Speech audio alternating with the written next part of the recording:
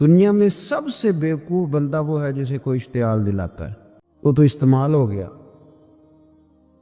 ہمارے ہاں سب سے زیادہ بیوقوفی، یعنی اگر جس ملک کے وکیل بھی استعمال ہو جائیں اور جس ملک کے ڈاکٹر بھی استعمال ہو جائیں اور اسلامک یونیورسٹی میں پڑھنے والے وہ بچے جو گریجویشن کے بعد گئے ہیں وہ بھی استعمال ہو جائیں،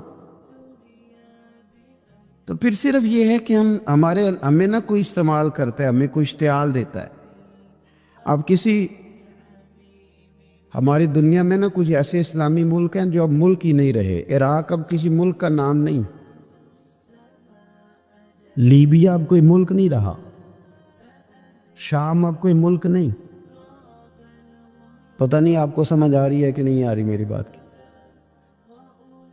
عراق کے اندر جس گروہ کی جتنے حصے پر حکومت ہے نا، ایک صوبے پہ حکومت ہے تو وہ الگ حکومت کر رہا ہے اس وقت، اور جس کی جتنے ضلعوں پہ حکومت ہے جو پاورفل ہے وہ الگ حکومت کر رہا ہے۔ لیبیا کا بھی یہ حال ہے، شام کا بھی یہی حال ہے۔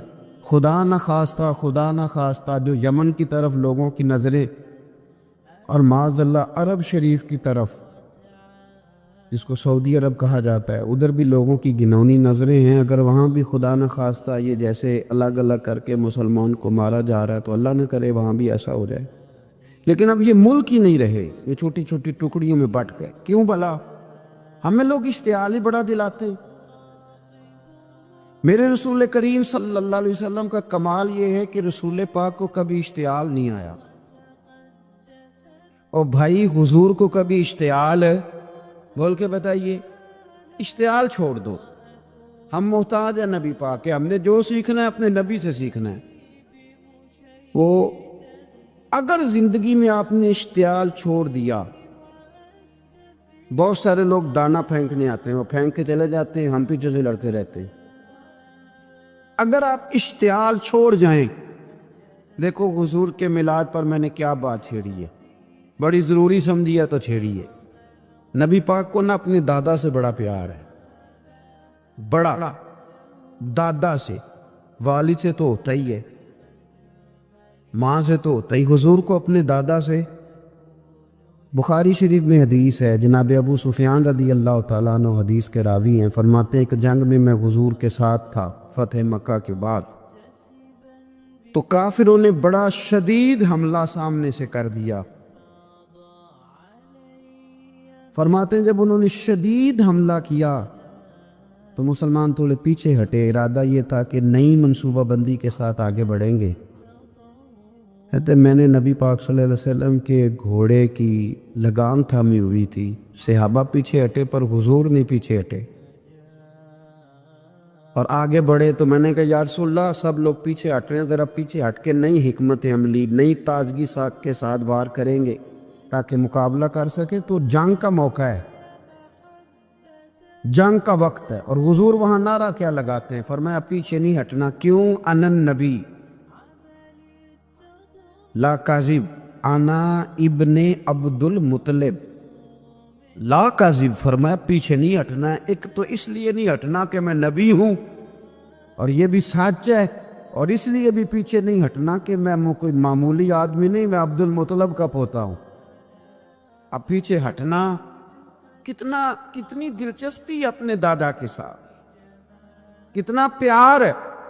ضروری نہیں دادا پی ایچ ڈی ہو تو پھر ہی پیار کیا جائے، یہ بھی ضروری نہیں کہ دادا کروڑ پتی ہو تو پھر بھی پیار کیا جائے، یا دادا پیر ہو، صوفی ہو، عالم ہو تو پھر ہی پیار کیا جائے۔ ماں باپ تو ماں باپ ہی ہوتے ہیں، ماں باپ تو ماں باپ ہوتے ہیں۔ مجھ سے کوئی کہے میں اپنی اماں پہ 6 جلدوں میں کتاب لکھ سکتا ہوں، میں ذمہ داری سے کہہ رہا ہوں، وضو کے ساتھ بیٹھوں۔ اگر کبھی اللہ مجھے موقع دے تو میں کئی جلدوں میں اپنے والد پر کتاب لکھ سکتا ہوں۔ یہ ضروری تو نہیں کہ ماں باپ پڑھے لکھے ہوں تو پھر ہی ان پہ لکھا جا سکتا ہے۔ ماں اگر اپلے بھی تھاپتی ہو نا، اسے الف با تا سا نہ بھی دیکھ کے پڑھنا آتا ہو تو بیٹے سے پیار کتنا کرنا ہے یہ اسے آتا ہوتا ہے، یہ اللہ اسے دے کے بھیجتا ہے۔ اس کے لیے کسی پی ایچ ڈی کی ضرورت، یہ اسے پتہ ہوتا ہے، یہ اللہ تعالیٰ اس کے سینے میں پہلے اتارتا ہے۔ نبی پاک صلی اللہ علیہ وسلم کو بڑا پیار ہے. آنا ابن عبد المطلب، میں کوئی معمولی آدمی نہیں، میں عبد المطلب کا پوتا ہوں. یہ جنگوں میں حضور اعلان کرتے. اب دوسری کتاب دیکھی الوفا شریف میں اور شفا شریف میں حدیث ہے، حضرت عمر فاروق راوی فرماتے میں کھڑا تھا، یہودیوں کا ایک بہت بڑا عالم ہے، زید بن دسنہ اس کا نام ہے. حضرت بلال حبشی رضی اللہ تعالیٰ عنہ فرماتے ہیں کہ جب کہیں ضرورت پڑتی تھی تو ہم لوگوں سے قرضہ لیتے تھے. وہ ایک دن مجھے کہنے لگا مجھ سے قرضہ لے لیا کرو، میرے پاس پیسے پڑے ہوتے ہیں. میں نے اس سے قرضہ لے لیا نبی پاک صلی اللہ علیہ وسلم کے مہمانوں کے لیے، کیونکہ میری ذمہ داری تھی مہمانوں کی دیکھ بھال. آپ فرماتے ہیں کہ ابھی اس کے حضرت عمر فرماتے ہیں کہ وعدے میں 3 دن باقی تھے، میں حضور کے ساتھ تھا. وہ عالم تھا یہودیوں کا، تورات جانتا تھا. تو چوک میں اس نے کھڑا کر لیا اور کھڑا کر کے کہنے لگا نبی کریم صلی اللہ علیہ وسلم سے کہ میرے پیسے دے.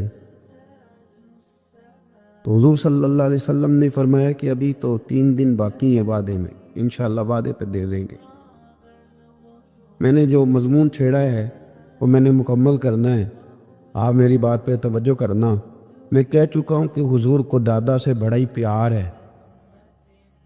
اب وہ یہودیوں کا عالم کیا کہتا ہے نبی پاک کو، تانا کس طرح دیتا ہے، معاذ اللہ ثم معاذ اللہ، نقل کفر کفر نہ باشد. جب حضور نے کہا نا ابھی 3 دن باقی ہیں تو کہنے لگا جی معاذ اللہ ثم معاذ اللہ، پھر معاذ اللہ، کروڑ دفعہ معاذ اللہ. کہنے لگا جی عبد المطلب کی اولاد کا طریقہ یہ ہے، پیسے لے لیتے ہیں پھر واپس نہیں کرتے. ہے نا اشتعال والی بات. یعنی ویسے ہی آپ کسی کو کہیں کہ تیرے دادے کی اولاد ساری کا طریقہ ہی وہ گرم ہو جائے گا.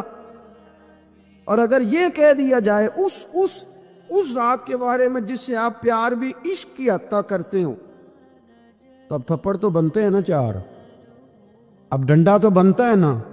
لیکن میرے نبی پاک اشتعال میں نہیں آتے تھے، مزاج نہیں تھا رسول کریم کا. نبی کریم صلی اللہ تعالی علیہ وسلم اتنی بڑی بات کر دی کہ حضرت عمر کہتا ہے میں نے یوں کر کے تلوار پہ ہاتھ رکھا اور نکال لی نیام سے باہر، گردن اڑاؤں گا اس گستاخ. رسول کریم نے فرمایا عمر یہ تو کیا کر رہا ہے، تیرے تو ذمہ یہ تھا کہ تو اسے نرمی کا کہتا اور مجھے پیسے دینے کا کہتا. اب اس طرح کر، اسے فلاں جگہ لے جا، وہاں کھجوریں پڑی ہیں تول کے دے دے، چل 2 کلو زیادہ بھی دے دینا. حضرت عمر فاروق رضی اللہ تعالیٰ عنہ کہتے ہیں میں نے کہا حضور زیادہ کس بات کی، میں تو پوری بھی ذرا ناپ تول کے دوں گا. اور احتیاط سے کس بات کی زیادہ، اس نالائق کو زیادہ دوں؟ تو حضور فرمانے لگے زیادہ اس لیے دینی ہے کہ تو نے اسے ڈانٹا ہے، تو نے تلوار دکھائی ہے، اب 2-3 کلو زیادہ دینی. حضرت عمر کہتے ہیں میں لے گیا اور میں نے 2-3 کلو کھجوریں زیادہ دی، پر وہ میرے اندر جو اس کے بارے میں کوفت تھی وہ جاتی نہیں تھی. میرا دل کرتا تھا کاٹ ڈالوں اسے. اور جب میں نے دے لی نا تو میرے قریب آیا، میرے گھٹنے پہ ہاتھ رکھا. آنسو بڑے قیمتی ہوتے، ایک کبھی نکلتے. کہتے ہیں جب میرے گھٹنے پہ اس نے ہاتھ رکھا تو وہ یہودیوں کا عالم رو پڑا. کہنے لگا عمر تیرا کیا خیال ہے کہ میں بلا وجہ یہ میں نے بات کر دی؟ کہا نہیں، تو روتا کیوں ہے، پہلے بے ادبی کرتا ہے اب روتا ہے. تو کہنے لگا عمر میں کوئی معمولی آدمی نہیں، میں پڑھا لکھا بندہ ہوں، معمولی ہوتا تو جلدی مان جاتا. میں تورات کا، انجیل کا، زبور کا عالم ہوں. میں نے آخری نبی کی ساری صفتیں اپنی کتابوں میں پڑھی ہیں. میں نے ساری باتیں چھپ چھپ کے نبی پاک میں دیکھ لی تھی. ایک بات میں نے حضور کی آزمانی تھی ابھی، وہ یہ تھا کہ نبی پاک کے سامنے جتنی بھی جہالت کرو گے نا، اللہ کے رسول کا حلم اس پر غالب آ جائے گا، حضور کا صبر اس پر غالب آئے گا.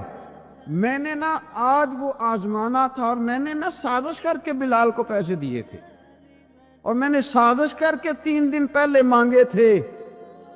پر عمر تجھے مبارک ہو، میں نے تو آزما کے مانا ہے، تو بغیر آزمائے محمد عربی کا غلام بن گیا ہے.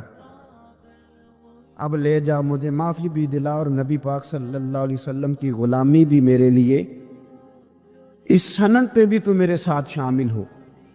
زندگی میں اشتعال نہ اپنے آپ کو آنے دے۔ لوگ دنیا میں باتیں کرنے آئے ہیں اور باتیں کرنے والے رہ جایا کرتے۔ باتیں کرنے والے، میری بات کی سمجھ آ رہی ہے، اور کام کرنے والے وہ کر جاتے۔ اگر آپ باتوں پہ آپ وقت گزاریں گے تو رہ گئے اشتعال۔ وکیلوں کو بھی یہاں اشتعال آتا ہے، یہاں ڈاکٹروں کو بھی اشتعال آتا ہے، یہاں فلانے کو بھی اشتعال آتا ہے، یہاں بھئی آپ کس چکر میں پڑ گئے؟ اگر آپ کو اشتعال ہی آنا ہے، آپ دیکھیں نا اہل طائف نے نبی پاک کے ساتھ کیا کیا۔ تاریخ میں نا کچھ الفاظ ایسے ہیں جو پڑھے نہیں جاتے۔ جب انہوں نے کہا کہ معاذ اللہ آپ نبی ہیں جو دروازہ دروازہ گھوم رہے ہیں، آپ نبی ہیں جن کے ساتھ لشکر ہی کوئی نہیں، پیسے ہی کوئی نہیں، آپ ہیں، اتنے سخت جملے پہ پتھر بھی مارے۔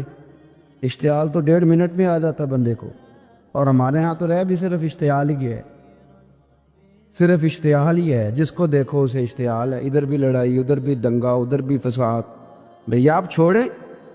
رسول کریم علیہ السلام کو حضرت زید بن حارثہ نے کہا حضور دعا کریں یہ تباہ ہو جائے۔ نبی پاک نے فرمایا، لفظ حدیث کے فرمایا لم ابعث لعانا، فرمایا میں کو تانے دینے والا بن کے آیا ہوں، میں کو وہ ہوں جو تانا زنی کروں گا، بد دعا دوں گا انہیں۔ فرمایا انما بعثت ہادیا و رحمہ، فرمایا میں تو رحمت بن کے آیا ہوں اور لوگوں کو ہدایت کا راستہ دکھانے کے لیے آیا ہوں۔ زندگی میں کبھی بھی اشتعال۔ ایک بات اور کرنی ہے آپ سے، اس پر بھی آپ نے خاص توجہ کرنی ہے، جو ہمارے لیے سرکار کی محتاجی میں سے خیرات ہم نے لینی ہے، وہ یہ ہے نبی پاک صلی اللہ علیہ وسلم کو نا قرآن مجید نے حریص کہا۔ اللہ اکبر۔ یہاں شاید آپ مجھے کہہ دیں تو میں ناراض ہو جاؤں، لیکن قرآن نے کہا حریص علیکم بالمؤمنین رؤوف الرحیم۔ اللہ کرے کہ ہم قرآن کے الفاظ پر غور کریں۔ حریص علیکم، اے میرے محبوب کے غلاموں، نبی پاک صلی اللہ علیہ وسلم نا تم پر حریص ہیں، یعنی تمہاری بھلائی چاہنے میں جلدی کرتے، تمہاری بھلائی چاہنے میں۔ یہ ایسے الفاظ ہیں کہ اس سے بڑھ کر میں ان کا معنی نہیں کر سکتا۔ اگرچہ علماء تفسیر نے حریص علیکم کے کئی معنی بیان فرمایا محبوب کو جلدی ہے۔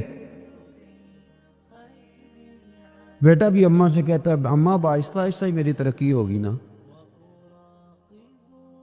اب مرید بھی پیر صاحب سے کہتا ہے حضرت صاحب ہوں میں شروع کرتے لئیے سویرے اٹھتے پہنا تے اے میں ہولی ہولی کر کے داڑھی، مجھے تو خیر بہت سارے کہتے ہیں، اس لیے ایک میرے سنگی ہیں اللہ تعالیٰ انہیں جزائے خیر دے، وہ جنوبی پنجاب سے ہیں تو وہ سرائکی ہیں۔ اب ہمیں اللہ نے یہ اعزاز دیا ہوتا ہے کہ ہمارے پاس ہر زبان کا بندہ ہوتا ہے، اس لیے کئی دفعہ اپنی زبان بھی گڈ مڈ ہو جاتی ہے، کیونکہ سب سے بات کرنی ہوتی ہے نا جی۔ تو مجھے کہنے لگے ایک دن فون کر کے پیر صاحب مبارک ہو گئے۔ میں نے کہا جی خیر مبارک، کیا ہوا؟ کہنے میں ان چھوٹی چھوٹی داڑھی رکھ لئی اللہ دے فضل نہ۔ میں کہا چلو میں تیری مبارک قبول کتی تو مہربانی کریے نو کھاد شاد باندھا رہی تاکہ تھوڑی بڑی بھی ہو ہی جائے، اس مبارک ہوئے۔ میں چھوٹی چھوٹی، میں کہا چلو اللہ کریم خیر کرے گا بڑی بھی ہو جائے، حالانکہ داڑھی کا کوئی وزن ہی نہیں ہوتا، کیا ہوتا ہے نہ چھوٹی کا نہ بڑی کا، اللہ سمجھنے کی توفیق عطا فرمائے۔ باہر کیا جو بات عرض کرنی ہے اس کی طرف آتا ہوں آپ حضرات سے۔ حریص علیکم، بھئی ہر بندہ کہتا ہے میں آہستہ آہستہ چلوں گا، لیکن نبی پاک صلی اللہ تعالیٰ علیہ وسلم نے شوق رکھتے میری امت کو جلدی سے خیر ملے، جلدی سے۔ آپ دیکھیں نا ہم نے نا اصل میں سنی تقریریں، سنانے والوں نے سنا دیں، بس وہ ٹھیک ہے، ایک نظام ہے، لیکن کبھی کبھی نا ہم الجھ جاتے ہیں، اڑ جاتے ہیں کہ یار ایسے بھی ہوتا ہے۔ نبی پاک جلدی کرتے ہیں اپنی امت کو خیر دینے میں، جلدی۔ حضرت ابو ہریرہ نے حافظہ مانگا تو فٹافٹ دیا حضور۔ حضرت جابر ابن عبداللہ نے کہا حضور گھر میں غربت ہے تو فرمایا یہ کلو لے جا، کھول کے نہ دیکھنا کھجورے، کھاتا رہنا، ختم کوئی نہیں ہوگا۔ جس نے جو مانگا نا، جو ذرا جلدی کر، مرنا ہے، پھر قبر میں جانا ہے، پھر قیامت تک قبر میں لیٹنا ہے، پھر قبر سے اٹھنا ہے۔ وَإِذَا الْقُبُورُ بُعْثِرَتْ عَلِمَتْ نَفْسٌ مَا قَدَّمَتْ وَأَخَّرَتْ، پھر وہاں سے اٹھ کے حساب دینا ہے۔ حساب کے بعد جنت دوزخ کا فیصلہ ہونا ہے۔ اور میرے نبی پاک صلی اللہ علیہ وسلم کو بڑا شوق ہے امت جلدی جلدی جنت میں جائے، لہذا فرمایا ابو بکر تو بھی جنتی ہے۔ حضور وہ قبر، وہ اٹھنا، وہ حساب کتاب، فرمایا میں جانوں اللہ جانے۔ عمر تو بھی جنتی ہے، عثمان بھی جنتی ہے، علی بھی جنتی ہے، طلحہ بھی جنتی ہے، زبیر بن عوام بھی جنتی ہے، طلحہ بن عبید اللہ بھی جنتی۔ 10 بندوں کو نہ کھڑے کھڑے جنت۔ امام حسن اور حسین پیچھے کھیل رہے تھے تو پوچھ لیا کسی نے حضور یہ 10 تو جنتی ہیں، تو فرمایا جو پیچھے ہیں، تو کہا سید الشباب اہل الجنہ، یہ جنتی ہیں اور یہ جنتیوں کے سردار ہیں۔ آپ ذرا پلٹ کے دیکھ لیں کس طرح حضور نے، اور یہ اس شوق کو آپ سمجھے، ہمیں تو شوق ہی کوئی نہیں۔ اب یقین کریں نہیں شوق، زیادہ سے زیادہ شوق ہوگا تو اپنے بیٹے کے حق میں ہوگا کہ جلدی جوان ہو جائے، اور اس میں بھی ہماری ڈبل لالچ ہوتا ہے کہ بچہ جوان ہو جائے اور میں کبھی بوڑھا بھی نہ ہوں،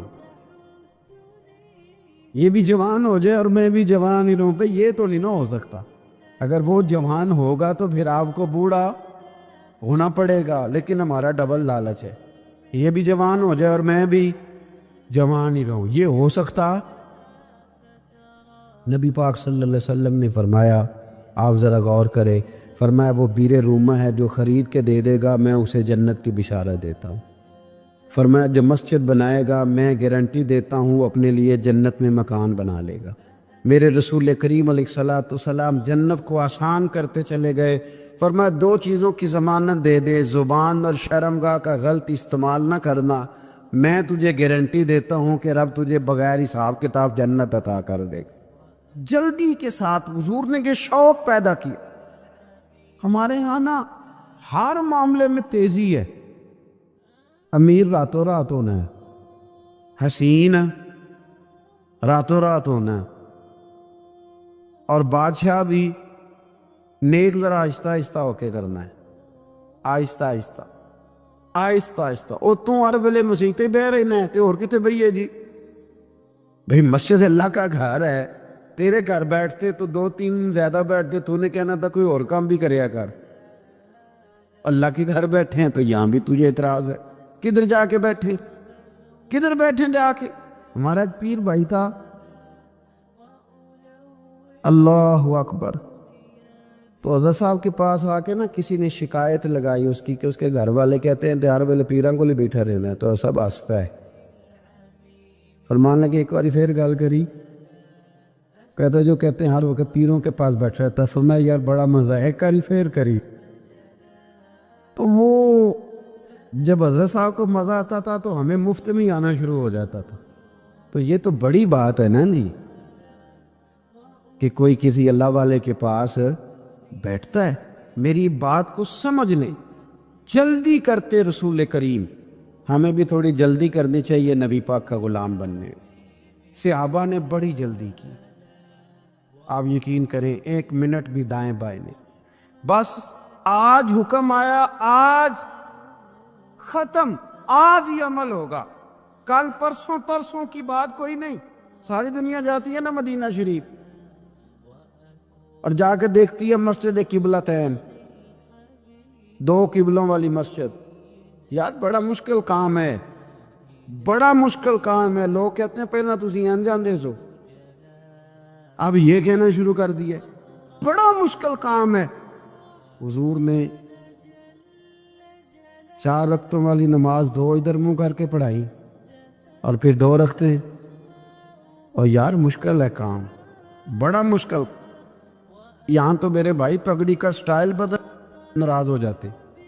اور میرے رسول کریم صلی اللہ علیہ وسلم نے کعبے کا رخ ہی پھیر لیا تو سلام کے بعد صحابہ نے سوال نہیں کیا. کسی نے پوچھا کل تم نے 2 ادھر پڑھی تھی آج 2 ادھر پڑھی، انہوں نے کہا ہم نے قبلہ نہیں دیکھا، ہم نے تو یہ دیکھا امام کدھر جا رہا ہے. حاجیو آؤ شہنشاہ کا روضہ دیکھو، کعبہ تو دیکھ چکے اب کعبے کا بھی کعبہ دیکھو. جلدی کرے گا، وقت بڑا تھوڑا ہے. بیماری فٹافٹ آ جاتی ہے، کچھ پتہ نہیں چلتا. کمزوری فٹافٹ آ جاتی ہے، کچھ پتہ نہیں چلتا. بہت سارے حالات ہیں جو جلدی خراب ہو جاتے. نبی پاک صلی اللہ تعالی علیہ وسلم نے نا اپنی امت کو بڑی ساری خیر اللہ سے لے کے دی. ہمارا دین بڑی جلدی مکمل ہوا. 23 سالوں میں مکمل دین حضور نے ہمیں عطا فرمایا. اور پھر ایک اور مزے کی اور لطف کی بات یہ کہ ایک ہے کہ جنگیں بھی ہو رہی ہیں. ہم کہتے ہیں جی آرام سے بیٹھیں گے تو دین کی بات کریں گے، جنگیں بھی جاری ہیں. بدر ہے، احد ہے، آخر دم تک. جس دن سرکار کا وصال ہوا اس دن بھی نبی پاک صلی اللہ علیہ وسلم نے لشکر روانہ کیا، اس دن بھی لشکر روانہ کیا. جنگیں بھی ہو رہی ہیں اور ساتھ ساتھ رسول پاک نماز، عبادت، تہجد، مسواک، شریعت، دین، تقوی، پرہیزگاری، ان ساری باتوں کا درس بھی بیان فرما رہے. ہم کہتے ہیں جی وہ فلانے حالات ٹھیک ہو جائیں گے کاروباری تو پھر میں مسجد ہوں. بھئی حالت جنگ میں بھی جنگ بھی چلتی رہتی تھی، تہجد بھی چلتی رہتی تھی. وہاں یہ حال تھا کہ وہاں پریشانی بھی چلتی رہتی تھی اور درود و سلام بھی چلتا رہتا. میرے رسول کریم صلی اللہ علیہ وسلم کے غلاموں، اپنے زندگی میں ناکام وہ لوگ وہ جنہوں نے وقت ضائع کیا، وقت نہیں ضائع کری. ایک آدھ بات حضور غوث پاک کی عرض کرتا ہوں. حضور غوث پاک رضی اللہ تعالیٰ عنہ نے نا نبی پاک صلی اللہ علیہ وسلم کی اتباع میں وقت گزارا ہے. کچھ بندے اللہ کے بڑے خاص ہوتے ہیں. حضور غوث پاک رضی اللہ تعالیٰ عنہ کو اللہ نے اعزاز عطا فرمایا، شان عطا فرمائی کہ غوث اعظم درمیان اولیاء، چوں محمد درمیان انبیاء. اس طرح نبیوں میں رسول کریم کا مقام ہے نا، اس طرح ولیوں میں غوث پاک جیلانی کا مقام. حضور غوث پاک رضی اللہ تعالیٰ عنہ کو اللہ نے کئی اعزازات دیے. سب سے بڑی بات یہ کہ اللہ نے انہیں کرامات عطا کی. کرامت دین کا پورا ایک حصہ ہے. ہمارے یہاں نا لوگ کہتے ہیں اخلاق بیان کریں جی، وہ کہتے کیا تھے؟ کرامت کیا ہوتی؟ بھئی کرامت تو قرآن پاک نے بیان فرمائی. آصف بن برخیہ جناب بلقیس کا، ملکہ بلقیس کا تخت لائے تھے. یہ اللہ نے کیوں آیت نازل کی قرآن پاک میں؟ وہ قصہ کہانی ہے کہ وہ جی تخت لائے، یہ کیوں بیان کی؟ اور تخت آیا کس طرح آیا؟ انہوں نے کہا کہ آنکھ جھپکنے سے پہلے آ جائے گا. پھر آیا کہ نہیں آیا؟ ان سے پوچھا یہ کیسے آیا؟ کہنے لگے ھذا من فضل ربی. او سنگیو، صرف حضرت سلیمان علیہ السلام کا امتی تخت لا سکتا ہے، نبی پاک کا غلام نہیں لا سکتا؟ یار آپ نے کرامت کا انکار کر کے اپنے آپ کو کمزور کر لیے. اور نہیں جی نہیں، یہ کیسے ہو؟ کیا مطلب ہے اس کا؟ آپ سورہ نمل روز پڑھے اور جناب سلیمان علیہ السلام کے امتی کی شان بیان کریں کہ وہ آنکھ جھپکنے سے پہلے 80 گز اونچا، 80 گز چوڑا، 80 من وزنی، تب آنکھ جھپکنے سے پہلے لے آئے. کسی بندے کا ایمان خراب نہیں ہوتا. اور میرے غوث پاک جیلانی، یہ وہ بندے ہیں جن کے بارے میں نبی پاک نے فرمایا کہ میری امت کے علماء بنی اسرائیل کے نبیوں کی طرح ہیں، امتیوں کی طرح نہیں. کن کی طرح؟ نبیوں کی طرح، نبیوں کی طرح. حضرت غوث پاک رضی اللہ تعالیٰ، ہم کو ملنگ لوگ نہیں ہیں الحمدللہ تعالیٰ. ہم تو غوث پاک کی کرامت بھی مانتے ہیں پر قرآن و سنت کی عینک لگا کے مانتے ہیں. یہ میری بات سمجھ لیں. حضرت غوث پاک رضی اللہ تعالیٰ عنہ طالب علموں کو سبق پڑھا رہے تھے، تو سبق پڑھاتے پڑھاتے نا ہاتھ آگے بڑھایا، تو اچانک ہاتھ واپس آیا تو گیلا ہو گیا تھا سارا۔ تو شاگرد بھی بڑے سیانے ہوتے ہیں، انہوں نے سبق چھوڑ دیا، استاد جی کے گیلے بازو کو دیکھنا شروع کیا۔ حضور یہ کیا ہے؟ تو غوث پاک بھی غوث پاک تھے، ہر بندے کا ہاضمہ اتنا اچھا نہیں ہوتا کہ اس کو ہر بات ہضم ہو جائے۔ کئیوں کو بدہضمی بھی بڑی سخت ہوتی ہے، کھٹے کھٹے ڈکار آتے ہیں بات سن کے، کانوں سے دھواں بھی نکلتا ہے کئی دفعہ۔ تو انہوں نے پوچھ لیا فٹافٹ کہ حضور یہ کیا ہوا؟ تو غوث پاک کو پتہ تھا کہ سب کا ہاضمہ ٹھیک ہے۔ میاں صاحب نے بھی کہا تھا خاصان دی گلامہ آگے نہیں مناسب کرنی۔ اگلا شعر میں نہیں یہ پڑھنا کیونکہ زیادہ ڈاڈ ہے، تو میں ادھر ہی رہتا ہوں، اتنا ہی کافی ہے کہ خاصان دی گلامہ آگے نہیں مناسب کرنی۔ انہوں نے کہا حضور یہ کیا ہے؟ تو آپ فرمانے لگے تمہارے والی بات نہیں۔ اللہ اکبر۔ ابھی سبق پورا ہو رہا تھا تو بندے دوڑے دوڑے آ گئے اور انہوں نے نعرے لگانے شروع، یا غوث یا غوث یا غوث۔ لوگ کہتے ہیں غوث پاک سے ملتا نہیں، میں کہ ٹھیک ہے انہوں نہیں نہ ملیا، جنہوں ملیا اس سے رولا پانا نہ بڑا ملیا بڑا ملیا بڑا ملیا، اپنا اپنا معاملہ نا۔ کسی نے کہا حضور کچھ نہیں دیتے، تو کسی نے کہا میرے کریم سے گر قطرہ، کسی نے مانگا، دریا بہا دیے، در بے بہا دیے، جس کو ملا ہے وہ تو شور کرے گا۔ تو تھوڑی دیر کے بعد ہی بندے پہنچ گئے، انہوں نے آ کے یا غوث کے نعرے بھی لگائے، وہ مچلے بھی، وہ روئے بھی، وہ قدم بھی چومے، اپنے مقدر پہ ناز بھی کیا۔ شکر ہے اللہ کا، اللہ نے ہمیں آپ کا غلام بنایا، شکر ہے۔ تو طالب علموں نے پوچھا ہوا کیا؟ کہنے لگے کشتی میں بیٹھے تھے تو ڈوبنے لگی تھی، تو ہم نے کہا کہ ہم تو غوث پاک کے ماننے والے ہیں۔ تو پھر حضور غوث اعظم کا دست مبارک نمودار ہوا ہے اور کشتی کو پکڑ کے کنارے لگا دیا ہے، کشتی کو پکڑ کے کنارے لگا دیا ہے۔ ایک قریب کہنے لگا یہ کیسے ہو سکتا ہے؟ تو دوسرا اس کی کمر پہ تھپکے دے کے کہنے لگا ویسے ہی ہو سکتا ہے جیسے آصف بن برقیہ کے ذات ہوا، بالکل ویسے ہی ہو سکتا ہے۔ اللہ نے ہمارے رسول پاک کو بڑی عظمتیں عطا فرمائی، اللہ نے بڑی شانیں عطا فرمائی، اللہ تعالیٰ نے حضور کے ذکر کو بلند کیا، اللہ تعالیٰ نے نبی پاک علیہ السلام کو حوض کوثر عطا فرمایا، اللہ نے محبوب کو کل کائنات کے لیے نبی اور رحمت للعالمین بنایا، اللہ تعالیٰ نے نبی پاک علیہ السلام کو سب سے آخری نبی بنایا، اللہ تعالیٰ نے آپ کو تمام انسانیت کے لیے کرم کرنے والا، ہدایت کا پیغام دینے والا بنا کے بھیجا، اللہ تعالیٰ نے حضور کو گواہ بنایا، بشیر بنایا، نذیر بنایا، اور فرمایا وَلَسَوْفَ يُؤْتِيكَ رَبُّكَ فَتَرْضَىٰ، آپ کا رب آپ کی رضا چاہتا ہے۔ اللہ نے حضور کو قرآن دیا، اللہ نے محبوب کو صدیق اکبر دیے، عمر فاروق دیے، عثمان غنی دیے، مولا علی دیے، حسنین کریمین عطا فرمائے۔ یہ سارے اللہ تعالیٰ نے اپنے محبوب علیہ السلام کی خدمت کے لیے، غلامی کے لیے عطا کیے۔ اللہ تعالیٰ نے رسول پاک کے دین کو پچھلے تمام دینوں کا ناسخ بنایا، اب کسی دین پر عمل نہیں ہوگا، قیامت تک سکہ مدینے والے رسول کا چلے گا۔ اللہ تعالیٰ نے رسول پاک علیہ السلام کو حبیب بنایا، اللہ نے محبوب کو نبیوں کا امام بنایا، کائنات کا سردار بنایا۔